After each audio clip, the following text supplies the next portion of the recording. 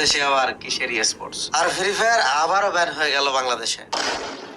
হ্যাঁ, এটা আমাদের জন্য কিন্তু ভীষণ দুঃখজনক একটা খবর। কিন্তু একটা বিষয় কি জানো গাইস, বাংলাদেশের মতো একটা দেশে এটা আদৌ আমাদের জন্য অবাক করা কোনো বিষয় না। কারণ আমাদের দেশ আসলেই চাই না আমাদের দেশের তরুণরা অন্যভাবে কিছু করুক, নতুন ভাবে কিছু করুক। উন্নত দেশের তরুণরা যেখানে স্পোর্টস খেলে কোটি কোটি টাকা ইনকাম করছে, সেখানে আমাদের সমাজে এখনো আলোচনা করা হয় গেম মানে সময় নষ্ট। আর হয়তো সত্যি আমরা কখনো উন্নত হব না, আমরা কখনো উন্নত বিশ্বের সাথে তাল মিলিয়ে চলতে পারবো না। এখন সবচেয়ে বড় প্রশ্ন হচ্ছে, কেন এফএফডব্লিউএস এর ফাইনাল ম্যাচের ওয়াচ পার্টি আমাদেরকে করতে দেওয়া হলো না? যেদিন এই ওয়াচ পার্টি করতে দেওয়া হয়নি, তোমরা কিন্তু সেদিন থেকে আমার ইনবক্সে মেসেজ করতেছো, ভাই বিষয়টা দেখেন, স্পোর্টস যদি বাংলাদেশে লিগ্যাল হয় তাহলে ফ্রি ফায়ারের ওয়াচ পার্টি কেন করতে দেওয়া হলো না? আমি এক্সট্রিমলি সরি গাইস, আমি একটু ব্যস্ততার মধ্যে ছিলাম। এই বিষয়টা নিয়ে আমার মুখ খুলতে একটু সময় লাগলো, কারণ আমরা ব্যাকগ্রাউন্ডে অনেক কিছুই করেছি এটা নিয়ে। অনেক দূর পর্যন্ত গিয়েছি, সরাসরি কোর্ট নোটিশ আমরা হাতে পেয়েছি, এরিনার অফিসিয়ালসদের সাথে মিটিং করেছি, বসেছি, বিষয় জানার চেষ্টা করেছি। এই সমস্ত বিষয় তোমাদের সামনে উপস্থাপন করবো, যা ফ্রি ফায়ার কমিউনিটির এখনো কেউ তোমাদেরকে বলে, এবং একটা গোপন সত্য তোমাদের সামনে উপস্থাপন করবো। ফ্রি ফায়ারের সাথে চলছে ষড়যন্ত্র, আবারও ব্যান হয়ে যেতে পারে ফ্রি ফায়ার যে কোনো মুহূর্তে। তাহলে চলো দেখি ফ্রি ফায়ার কি সত্যি আবার ব্যান হতে চলেছে, আর যদি হয় তাহলে এফএফডব্লিউএস এর যে দুইটা দল ওয়ার্ল্ড সিরিজে গেছে, অর্থাৎ আমাদের আরএইচকে এবং রেড ক্লে, তারা কিন্তু ইন্দোনেশিয়ার জাকার্তাতে ওয়ার্ল্ড সিরিজ খেলতে যেতে পারবে। তাহলে কি আবারও আমাদের ফ্রি ফায়ার গেমিং কমিউনিটির স্বপ্ন ভেঙে যাবে? চলো আজকের ভিডিওতে আমরা পুরো ঘটনা তোমাদের সামনে উপস্থাপন করব। আসলে কি ষড়যন্ত্র চলতেছে সেটা উপস্থাপন করব, সত্য নিউজ কি চলতেছে, কোর্টে কি হচ্ছে, প্রশাসনকে কি দেখানো হচ্ছে, ফ্রি ফায়ার কি ব্যান নাকি আসলেই আনব্যান, নাকি ফ্রি ফায়ার কখনোই ব্যান করা হয়নি, এই সমস্ত বিষয়ে আমরা গভীর অনুসন্ধান করেছি এবং সবকিছুই তুলে ধরবো আজকের ভিডিওতে তোমাদের সামনে। এই ফ্রি ফায়ার খেলা প্রতিটি অডিয়েন্সের জন্য এই ভিডিওটা ভাই অনেক অনেক অনেক ইম্পর্টেন্ট। তুমি যদি এই ফ্রি ফায়ার কমিউনিটির একজন অডিয়েন্স হয়ে থাকো, রিকোয়েস্ট করবো ভাই ভিডিওটা শেষ পর্যন্ত দেখো, কারণ বর্তমানে আমরা যে খাদের কিনারায় রয়েছি, যে বিপদের মধ্যে রয়েছি, এখান থেকে বাঁচার আমাদের একটাই রাস্তা, সেটা হলো আমাদের অডিয়েন্স, আমাদের অডিয়েন্সের কথা। কারণ বাংলাদেশের মধ্যে এই ফ্রি ফায়ার কমিউনিটি হলো সবচেয়ে বড় কমিউনিটি। আমরা সবাই মিলে, আমরা সমস্ত অডিয়েন্স এক হয়ে যদি একটা বিষয়ে কথা বলে, অবশ্যই এই বিষয়ে সরকারের টনক করতে বাধ্য। এজন্য আমাদের সবাইকে এক হতে হবে। ভিডিওটা শেষ পর্যন্ত দেখো, বোঝার চেষ্টা করো। চলো ভিডিওটা শুরু করি, লেটস স্টার্ট ব্রাদার। গাইস, সর্বপ্রথম 2022 সালে ফ্রি ফায়ার এবং পাবজি ব্যান করে দেওয়া হয়। তখন কিন্তু আমরা সবাই জানি এবং অফিসিয়াল নিউজ ছিল যে ফ্রি ফায়ার পাবজি ব্যান হয়ে গিয়েছে। সেই সময় যেন ফ্রি ফায়ার ব্যান না হয়, এজন্য আমরা অনেক কাজ করেছি, কোর্টে উকিল পাঠানো থেকে শুরু করে অনলাইন সবার ডকুমেন্ট। কিন্তু সর্বশেষ কোর্টের নির্দেশ আমাদের মেনে নিতে হয়, এবং আমরা সবাই জানি এবং অন্যতম গণমাধ্যমগুলো এটা প্রচার করে যে বাংলাদেশে ফ্রি ফায়ার ব্যান হয়ে গিয়েছে। কিন্তু তোমাদেরকে একটা শকিং নিউজ জানাই যে ফ্রি ফায়ার বাংলাদেশে কখনো ব্যানই হয়নি।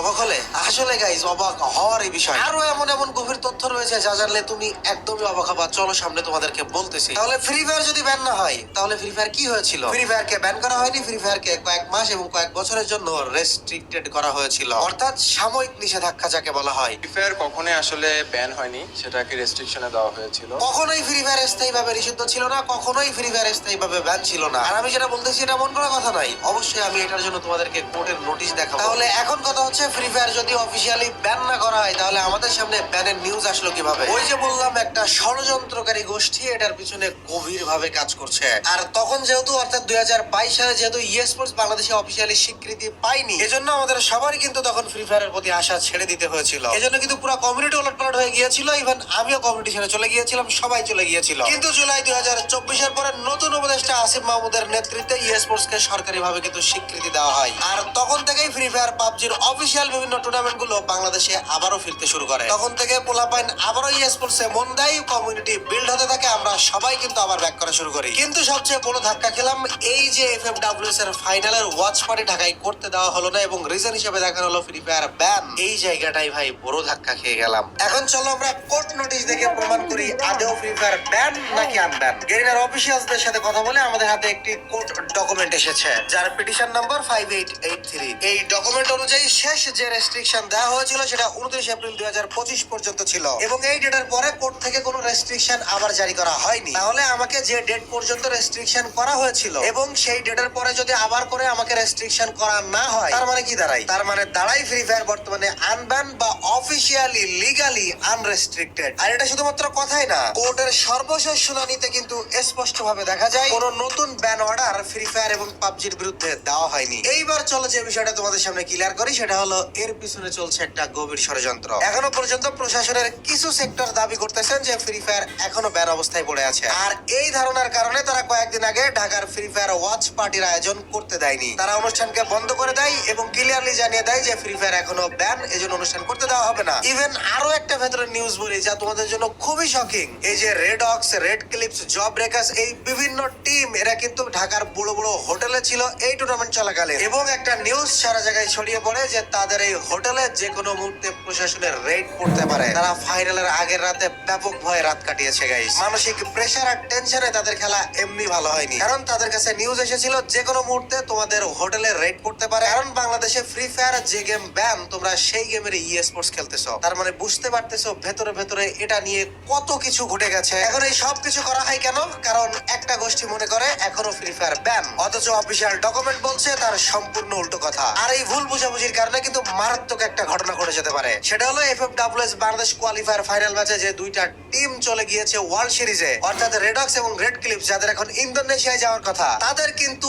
এই ইস্যুর কারণে ইন্দোনেশিয়ায় যাওয়া বন্ধ হয়ে যেতে পারে। আর যদি এটা হয় তাহলে পুরো দেশের গেমিং ইতিহাসে এটা হবে একটা আবারও অন্যতম বাজে অধ্যায়। মনে আছে সেই 2020 সালের ঘটনা? তখনও বাংলাদেশের একটা টিম ওয়ার্ল্ড সিরিজে যেতে চাচ্ছিল, কিন্তু করোনার কারণে প্রশাসন তাদেরকে অনুমতি দেয়নি। আর আবারও যদি সেই ইতিহাসের পুনরাবৃত্তি হয় তাহলে কিন্তু আমাদের গেমিং কমিউনিটি সত্যিই মুখ থুবড়ে পড়বে। এবার বিষয় হচ্ছে, তাহলে ব্যাকগ্রাউন্ডে এত ঝামেলা চলতেছে, এত বাজে বাজে নিউজ আসতেছে, তাহলে এখন আমাদের কি করণীয়? আদৌ কি এখানে কোনো এতটুকু আশার কোনো নিউজ রয়েছে? জাদুটোনা, বান ও দুষ্ট জিনের উপদ্রব থেকে সারা রাত আপনার পরিবারকে পাহারা দিবে এই প্লাগ ইন কোরআন, ইনশাআল্লাহ।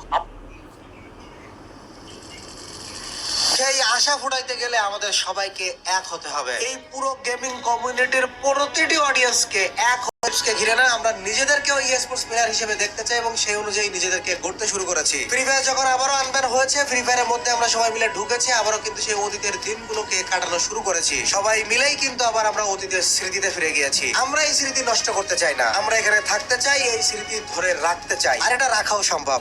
আমি তোমাদেরকে আশার অবশ্যই নিউজ দিচ্ছি, কিন্তু সেই আশার যে নিউজটা রয়েছে সেই নিউজের আগে তোমাদেরকে বলে রাখি, তোমাদের সবাইকে এখন শক্ত হতে হবে, সবাইকে এক হতে হবে, সবাইকে এক চিন্তায় বদ্ধপরিকর হতে হবে। কারণ তুমি শুধুমাত্র একটা গেমার নাও, তুমি কিন্তু এই বিশাল বড় কমিউনিটির একটা অংশ। আর একটা গোষ্ঠী যে চাচ্ছে ফ্রি ফায়ার ব্যান, এই নিউজটাকে হাইলাইটেড করতে এবং ফ্রি ফায়ারকে দাবাই দিতে চাচ্ছে, তাদের ওই নিউজ ছড়ানোর আগে আমাদেরকে এই নিউজ ছড়াইতে হবে যে ফ্রি ফায়ার অফিসিয়ালি বাংলাদেশে আনব্যান। ফ্রি ফায়ার কখনোই বাংলাদেশে ব্যান ছিল না, ফ্রি ফায়ার রেস্ট্রিক্টেড ছিল, এবং রেস্ট্রিকশনের সময় যে শেষ হয়ে গিয়েছে, ফ্রি ফায়ার এখন অফিসিয়ালি আনরেস্ট্রিক্টেড, ফ্রি ফায়ার এখন অফিসিয়ালি আনব্যান। আমরা যে কোর্ট নোটিশ দেখাচ্ছি, এই সব কিছুর সাথে এই সম্পূর্ণ বিষয় আমাদেরকে টোটালি ভাইরাল করে দিতে হবে, প্রশাসন পর্যন্ত পৌঁছে দিতে হবে, কমিউনিটি ছাড়াও কমিউনিটির বাইরে এই নিউজ ছড়িয়ে দিতে হবে, যেন ইল্লিগালি কেউ আমাদেরকে এই বিষয়ে দাবাই দিতে না পারে। কারণ এই নিউজটা যত নিচে থাকবে, যত গভীরে থাকবে, তত ইল্লিগালি কেউ আমাদের সামনে এসে আমাদেরকে দাবাই দেওয়ার চেষ্টা করবে। কিন্তু যখন এই নিউজটা টোটালি ছড়িয়ে পড়বে, গেমিং কমিউনিটিতে ছড়িয়ে পড়বে, সারা বাংলাদেশে ছড়িয়ে পড়বে, তখন কিন্তু কোনো ষড়যন্ত্রকারী গোষ্ঠী আমাদের সামনে এসে এটাকে নিয়ে চাপ দিতে পারবে না। এই জন্য একজন গেমিং কমিউনিটির অংশ হিসেবে তোমাদের সবার দায়িত্ব এই নিউজটা ব্যাপকভাবে ছড়িয়ে দেওয়া, এই ভিডিওটা ব্যাপকভাবে ছড়িয়ে দেওয়া। ইভেন আমি বলছি, শুধুমাত্র আমার এই ভিডিও না, যারাই এই আনব্যানের ইস্যু নিয়ে ভিডিও বানাচ্ছে তাদের সবার ভিডিওটা তোমাদের সবার উচিত এখন বেশি বেশি পরিমাণে শেয়ার করা। তোমার ফেসবুকের যতগুলো ফ্রেন্ড রয়েছে, ফেসবুক গ্রুপ সহ, ইউটিউবে, ইভেন বিভিন্ন জায়গায়, হোয়াটসঅ্যাপে, বন্ধুদের কাছে, বড় বড় আত্মীয় স্বজনের কাছে, প্রশাসনিক বিভিন্ন পর্যায়ে, ফেসবুকে, হোয়াটসঅ্যাপে, স্টোরিতে, সব জায়গায় আমাদের উচিত এটা নিয়ে শেয়ার দেওয়া। আমি কিন্তু ফেসবুক পেজে পোস্ট করেছি, আমার প্রোফাইলে পোস্ট করেছি, মাইন্ডে পোস্ট করেছি, ইউটিউবে তোমাদের মাধ্যমে ভিডিও আপলোড করে দিয়েছি, অফিসিয়ালদের সাথে কথা বলেছি, তাদের সাথে বসেছি। সংবিধিবদ্ধ কারণে আমি অফিসিয়ালদের সাথে আমাদের যে কথাগুলো হয়েছে, যে রেকর্ডস গুলো রয়েছে, সেগুলো আমি তোমাদের সাথে শেয়ার করতে পারছি না, কিন্তু তোমাদেরকে বলে রাখি আমাদের অনেক কথা হয়েছে, অনেক ভেতরের বিষয় নিয়ে আমরা ডিটেলস আলোচনা করেছি, এবং সবশেষে আমরা একটাই সিদ্ধান্তে এসেছি যে এই বিষয়টা টোটাল কমিউনিটিতে ছড়িয়ে দেওয়া। এবং ফ্রি ফায়ার কমিউনিটির প্রতিটি ইউটিউবারকে আমি দৃষ্টি আকর্ষণ করবো এই বিষয়ে, দয়া করে প্লিজ রিকোয়েস্ট করছি আপনারা ভিডিও বানান। আমি কথা দিচ্ছি আপনাদের কোনো চাপ আসবে না,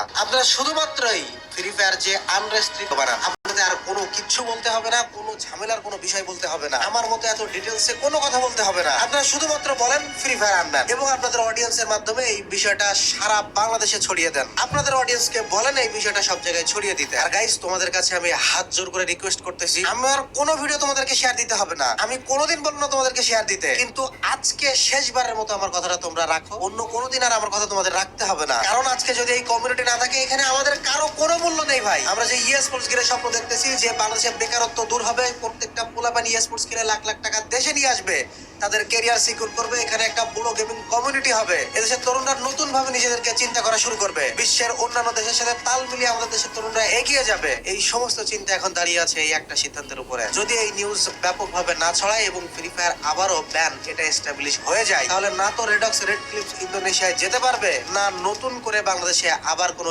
স্পোর্টস অফিসিয়াল টুর্নামেন্ট হবে। এজন্য তোমাদের কাছে রিকোয়েস্ট করতেছি, ভিডিওটা সমস্ত জায়গায় ছড়িয়ে দাও। ইভেন আমার ভিডিওটা ছড়াইতেই হবে এমন কোনো বিষয় না, তুমি নিজে একটা ভিডিও বানাইতে পারো, তুমি নিজে ভিডিও বানিয়ে তোমার সমস্ত সোশ্যাল মিডিয়াতে ছড়িয়ে দাও। প্রত্যেকটা অডিয়েন্স আওয়াজ তোলো এই বিষয়ে। আমি তোমাদের সবার আওয়াজ দেখতে চাই। তোমরা ফেসবুকে, ইউটিউবে সব জায়গায় মেনশন করে আমাকে ভিডিও আপলোড করতে পারো, আমি তোমাদের প্রত্যেকটা মেনশনের ভিডিও পেজ থেকে, আমার অফিসিয়াল আইডি থেকে শেয়ার করবো ইনশাআল্লাহ। এবার বলো, এই যুদ্ধে তোমরা কারা কারা আমাদের সাথে আছো? অবশ্যই গেমিং কমিউনিটির একটা অংশ হিসেবে তোমার এই জন্য এই যুদ্ধে আমাদের সাথে কে কে আছো, আমাদের পাশে কে কে আছো, এখনই কমেন্ট বক্সে জানাও। হ্যাশট্যাগ ভাইরাল করে দাও ফ্রি ফায়ার আনব্যান, সমস্ত জায়গায় এই ভিডিওটা শেয়ার করে দাও, আমাকে মেনশন করে সব জায়গায় ভিডিও আপলোড করো। আমার ভিডিও বাদেও যারা এই বিষয়ে ভিডিও বানিয়েছে তাদের প্রতিটি ভিডিও শেয়ার করো, পুরো কমিউনিটিতে, পুরো বাংলাদেশে নিউজটা ছড়িয়ে দাও গাইস। সর্বশেষ মনে রাখবা, তোমার একটা শেয়ার, একটা পদক্ষেপ কিন্তু এই ফ্রি ফায়ার কমিউনিটির জন্য নতুন একটা ইতিহাস লিখতে পারে। সো গাইস, আজকের ভিডিওতে কোনো রোস্টিং ছিল না এবং খুবই দুঃখ ভারাক্রান্ত মন নিয়ে আজকে ভিডিওটি বানিয়েছি, এজন্য অন্যদিনের মতো ভয়েসে হাইপ ছিল না। খুবই মন খারাপ ভাই,